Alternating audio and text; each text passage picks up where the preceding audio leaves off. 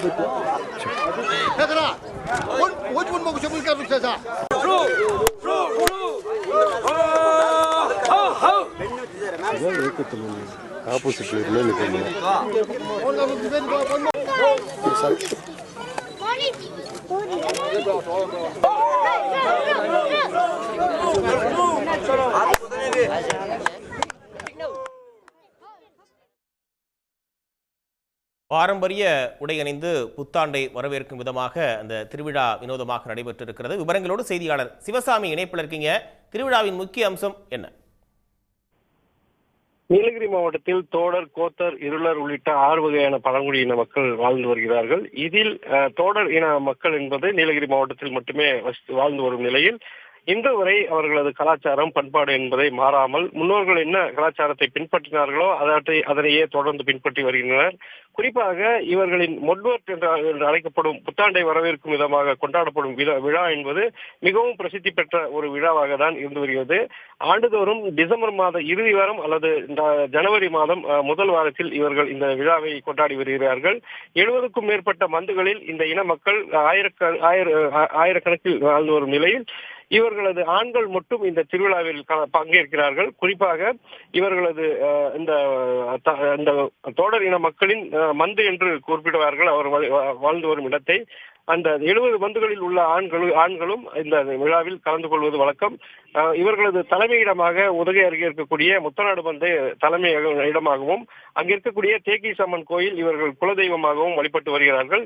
இந்த நிலையில்தான் இந்த ஆண்டிற்கான அந்த புத்தாண்டை வரவேற்கும் விதமாக மொட்வர்ட் திருவிழாவானது இன்று நடைபெற்றது. இதில் அனைத்து மந்துகளை சார்ந்த ஆண்களும் கலந்து கொண்டனர். பிறந்த 1 மாதமான குழந்தை முதல் 100 வயதாக இருக்கக்கூடிய முதியவர் வரை என கலந்து கொண்டனர்.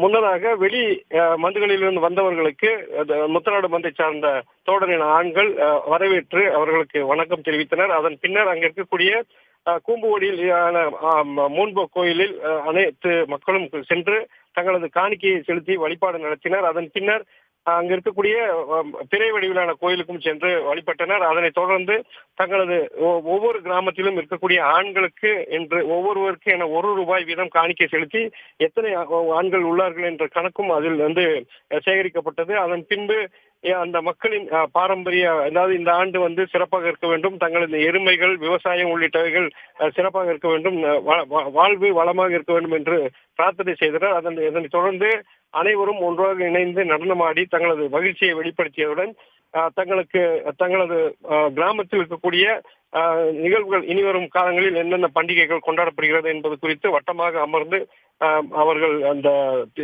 அது குறித்த ஆலோசனையை மேற்கொண்டனர்.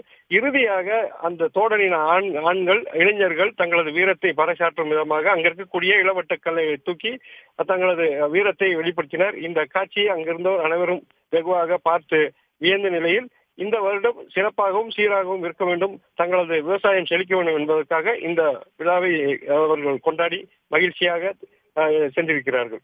உடனுக்குடன் செய்திகளை தெரிந்து கொள்ள சன் நியூஸ் பெல் ஐகானை கிளிக் பண்ணுங்க.